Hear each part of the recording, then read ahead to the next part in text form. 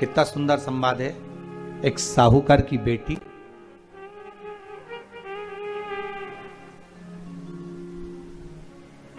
साहूकार की पुत्री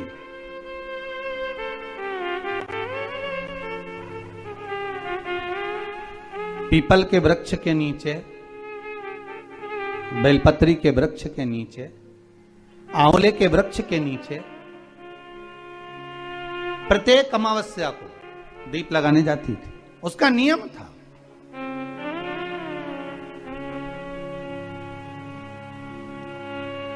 साहूकार की पुत्री प्रत्येक अमावस्या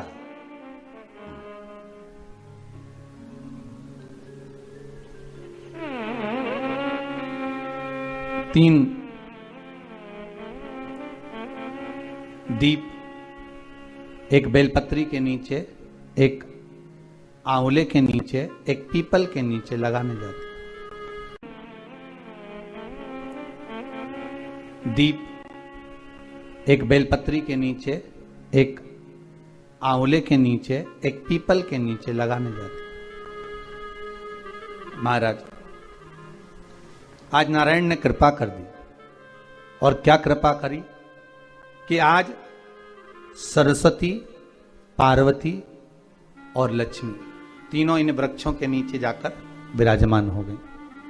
पार्वती मैया तो पहले से ही बेलपत्री के नीचे है।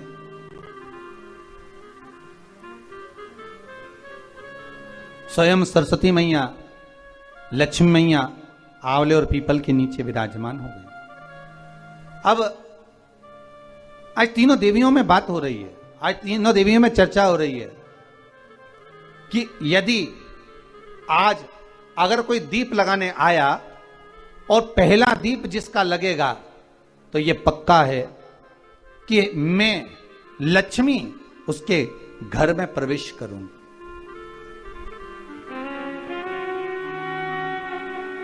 सरस्वती जी बोली, जो पहले बार दीप लगाने के लिए प्रथम में आएगा मैं उससे अपनी सहेली बना लूंगी, उसको अपनी मित्र बना लूंगी। पार्वती जी बोली, जो प्रथम दीप लगाने आएगा, पार्वती जी कहती हैं मैं भगवान शिव से कहकर उनका कल्याण करवा दूंगी।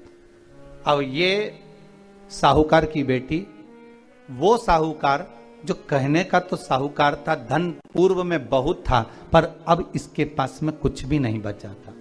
देखिए, सुख दुख तो जीवन में चलता रहता है। आज सुख है, कल दुख है, फिर दुख है, फिर सुख है।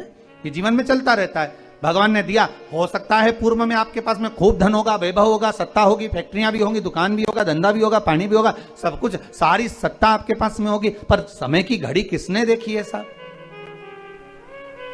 कौन देखा घड़ी को, कौन देखा पल को?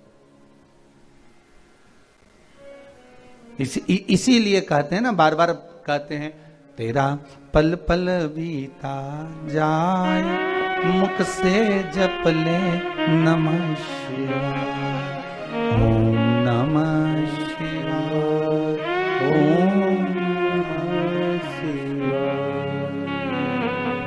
बड़ी मुश्किल से मिलता है। घड़ी, पल, समय, नक्षत्र कब बदल जाए किसको मालूम है? आज साहूकार के जीवन में था साहूकार कहने का, पर धन नहीं था, वैभव नहीं था, सब समाप्त हो गया था, कहीं पैसा चले गया, लग गया। महाराज, बेटी ने वही दीप तैयार करे।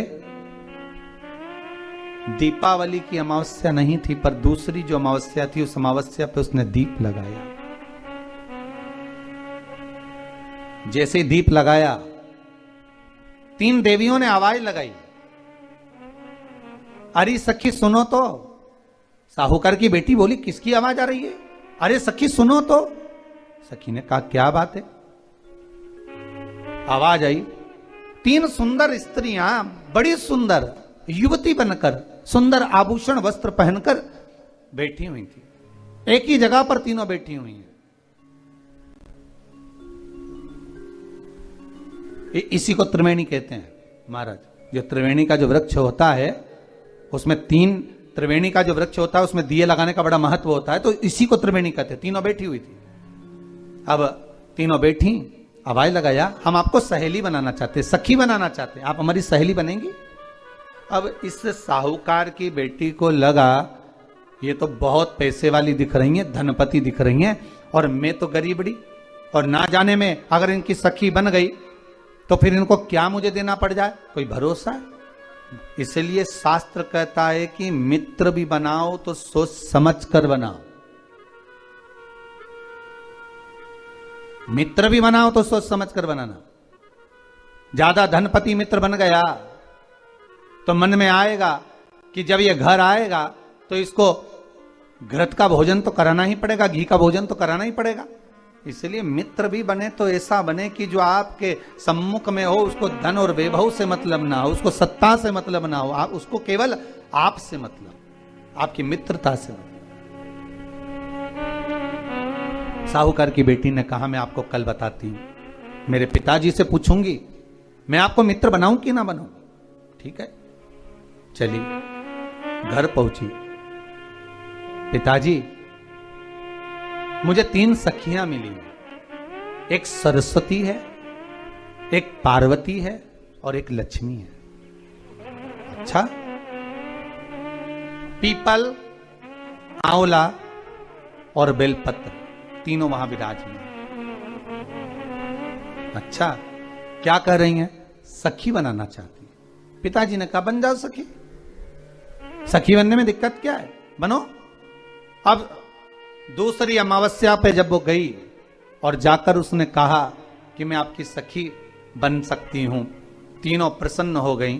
तो उसमें से एक सखी माता लक्ष्मी ने कहा कि चलो आज तुम हमारे घर चलो, हम तुम्हारा सम्मान करना चाहते हैं।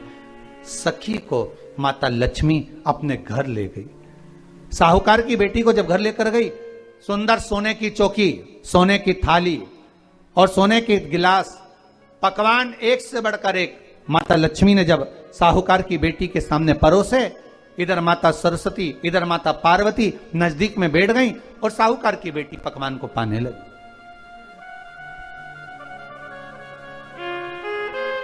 साहूकार की बेटी पकवानों को पा रही है, भोजन ग्रहण कर रही है।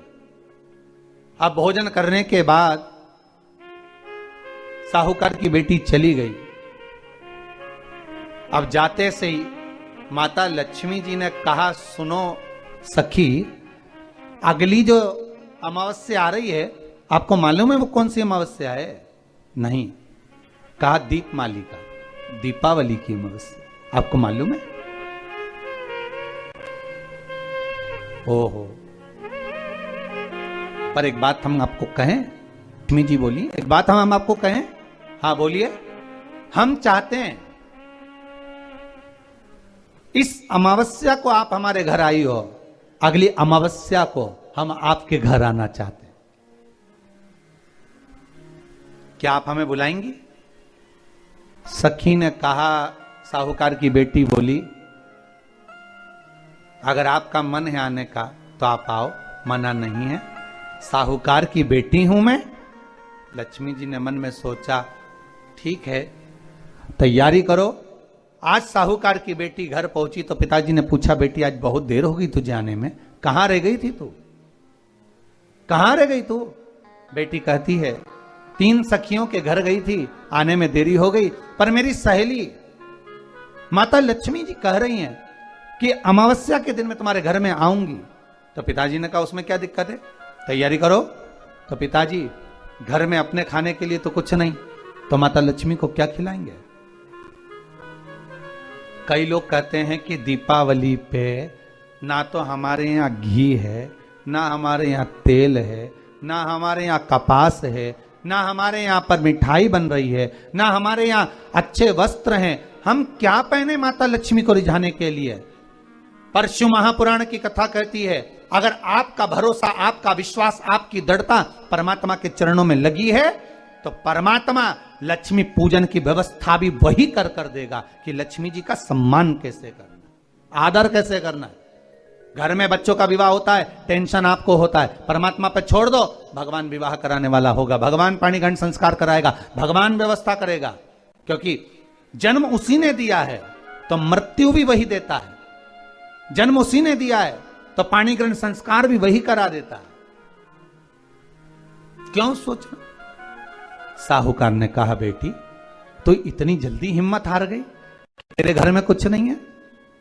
गाय का गोबर ला, लीपन कर, घर को पोंछ, कचरा उठाकर बाहर फेंकिया। पिताजी घर में तो कचरा भी नहीं है कि जिसका प्रयोग करा जाए। कचरा उठाकर बाहर फेंकिया। चौकपुर, पिताजी चौक पूरने के लिए तो मेरे पास में कुछ है ही नहीं, जो दीवार पर पोत रही है वही मिट्टी को पोत दे। चौक पूर। उनके घर गई थी, सोने की चौकी पर सुंदर आनंदमय भाव से बिठाया है मुझे, सुंदर सोने की थाली में भोजन कराया है मुझे, अब मैं क्या दूं? पिताजी कहते हैं, अगर लक्ष्मी आपकी सहेली अगर आ रही है, बड़ी धनपति है, तो व्यवस्था भी वही करेगी। अब लक्ष्मी तो जाने की तैयारी में, सरस्वती उनके साथ जाने की तैयारी में, पर माता पार्वती नहीं गई। माता पार्वती ने कहा, आज मैं नहीं जाऊंगी। क्यों? आज मुझे अमावस्या का दिन है ना, इसलिए बेलपत्री के पेड़ के नीचे मुझे रहना पड़ेगा। तो माता पार्वती बेलपत्र के पेड़ के नीचे रुक गई। अब ये दोनों जाने के लिए तैयारी करी। लक्ष्मी और सरस्वती जाने लगी, साथ में उन्होंने गणेश जी को ले लिया, रिद्धि सिद्धि को ले लिया और साहूकार के यहाँ जा रही हैं। जैसे ही साहूकार के यहाँ जा रही थी, इतनी देर में माता पार्वती को लगा कि इसके पास में जिमाने के लिए, रखने के लिए कुछ नहीं है। माता पार्वती ने एक चील का रूप लिया और उड़ती हुई एक राजकुमारी के हार को, रतन जड़ित हार को लेकर मां पार्वती गई और साहूकार के घर में उस फेंक दिया। साहूकार के दरवाजे पर जैसे फेंका, बेटी ने झाड़ू लगाते समय देखा कि कचरा, ये हार कहां से आ गया? पिताजी को दिखाया, अल्लाह मैं जाऊं, और साहूकार लेकर गया हार को। जो सेठ को दिखाया, महाराज ये हार तो करोड़ों का है, कोई साधारण नहीं। धन मिला तो सबसे पहले जाकर एक सुंदर चौरंग लाया, पाटा लाया, उस पाटे पर सुंदर वस्त्र बिछाया और माता लक्ष्मी के आदर की तैयारी के लिए सुंदर सुंदर घर में पकवान बनने लगे साहब। और सुंदर सुंदर पकवान बने। जैसे ही लक्ष्मी घर में प्रवेश करी, सरस्वती प्रवेश करी, गणेश प्रवेश करे, रिद्धि सिद्धि प्रवेश करी, लक्ष्मी जी ने पहला संबोधन कहा, क्यों सखी, तू तो कह रही थी कि मेरे पास में कुछ भी नहीं, फिर इतना सारा सामग्री कहां से आ गई? सखी कहती है, मेरे पिताजी कहते थे, जिसके मंदिर में दिया लगाया है, जिस वृक्ष के नीचे दिया लगाकर आई है, जहां जिस देवता को पूछ कर आई है, विपदा की घड़ी में वही देवता आकर खड़े होते हैं। ना जाने कहां से हार मिल गया, ना जाने कब प्रसाद बन गया। लक्ष्मी जी ने ध्यान लगाकर देखा, आखिर पार्वती क्यों नहीं आई थी। समझ में आ गया कि एक सखी पूरी व्यवस्था करने में लग गई थी। ऐसी है मेरी मां लक्ष्मी, ऐसी है मां पार्वती, ऐसी है मां सरस्वती। उनकी आराधना 3 दिन से आप पाटा लगाकर पूजन कर रहे हो। आज भी दीपावली का पूजन भी आपको ऐसे ही करना है। जितना पूजन आप हर साल करते हो, आपके घर में ब्राह्मण देवता आकर जिस तरह से पूजन कराते हो, ब्राह्मण नहीं भी आते तो आप जिस तरह से पूजन करते हो, उसी तरह से आपको पूरा की पूरा वैसा की वैसा ही क्रम लगाना है। पर जो पूजन आपने धनतेरस पे करी, रूप 14 पर करी, वही थाली आज फिर पहुंचकर पाटे पर लाल वस्त्र बिछाकर, चौरंग पर लाल वस्त्र बिछाकर उस थाली को रखना है। उसी थाली जैसे आपके यहां के ब्राह्मण पूजन बताते हो, वैसी पूजन करो। और अगर ब्राह्मण आपके यहां नहीं आते पूजन कराने, आप स्वयं करते हो, तो जैसा करते आए हो, आपके पूर्वज जैसा बताते हो, आपकी सास जैसी बताती हो, आपके ससुर जैसा बताते हो, आपके जेठ जेठानी जैसा बताते हो, आपके घर के बड़े बुजुर्ग जैसा बताते हैं, वैसी पूजन करो।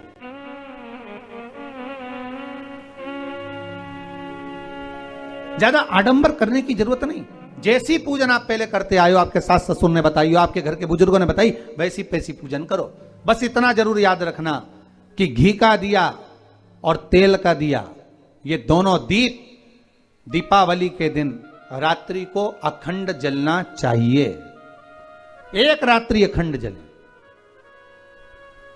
घी का दीप जहां लक्ष्मी जी रखी है, आपने जिन कलदार की पूजन करी है, उनके सीधे हाथ पर, और तेल का दीप उल्टे हाथ पर रखा होना चाहिए, लक्ष्मी जी के, आपके नहीं। वही रोली, मौली, चंदन, अबीर, गुलाल, मेहंदी,